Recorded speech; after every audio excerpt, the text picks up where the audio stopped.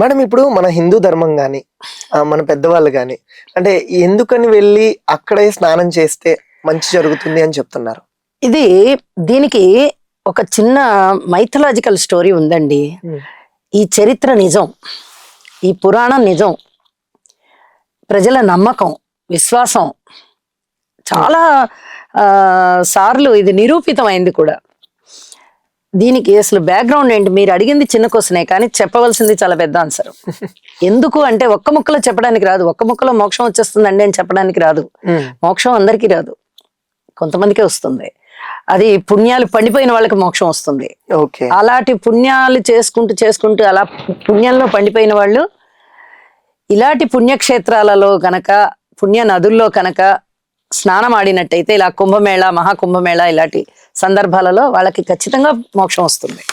అయితే ఇప్పుడు చెప్పబోయేది ఏంటంటే, మైథలాజికల్ గా ఒక స్టోరీ మనకేం తెలుస్తుందంటే, క్షీరసాగర మథనం జరిగింది కూర్మావతారంలో, విష్ణుమూర్తి యొక్క కూర్మావతారంలో మనకి క్షీరసాగర మథనం జరిగింది. ఆ క్షీరసాగర మథనంలో విష్ణుమూర్తి తాబేలు రూపంలో మందరగిరి పర్వతం కింద ఉండి చాలా సహాయం చేశాడు ఈ ప్రపంచానికి.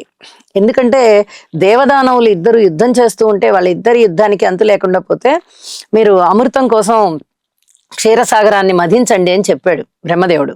చెప్పంగానే ఇద్దరు వాసుకిని తాడుగా చేసుకుని మందరగిరి పర్వతాన్ని కవ్వంగా చేసుకుని ఇక చిలకడం మొదలు పెడితే భూమి తల్లడీలిపోయింది, సముద్రం తల్లడీలిపోయింది. సముద్రానికి పూర్తి అడుగున భూమి ఉంటుంది కదా, తల్లడీలిపోయింది. ఏంటి ఇంత బాధ పెట్టేస్తున్నారు నన్ను అంటే, ఇంత బాధ పడకు నువ్వని విష్ణుమూర్తి కూర్మావతారంతో ఆ మందరగిరి పర్వతం కింద ఉన్నాడు.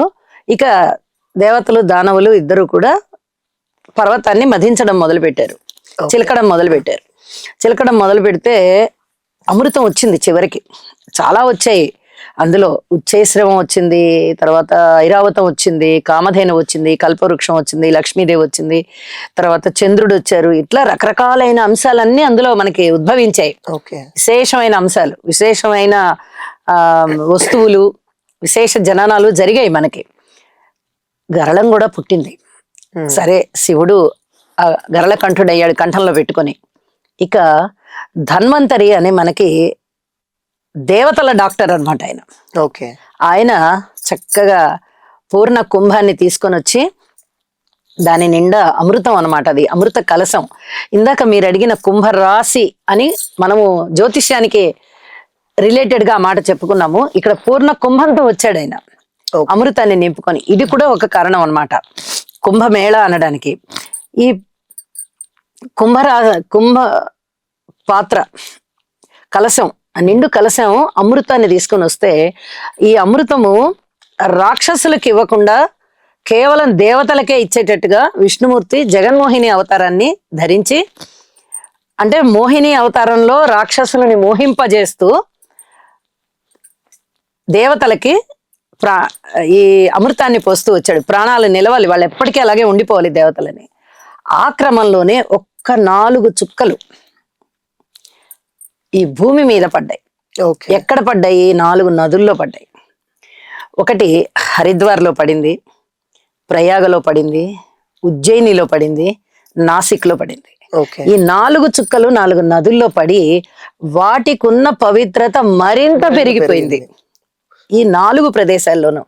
ఈ ప్రయాగరాజులో 144 సంవత్సరాలకి వచ్చేటటువంటి కుంభమేళాని మహాకుంభమేళ అంటున్నాం కదా, అది ఇక్కడ జరుగుతుంది అనమాట.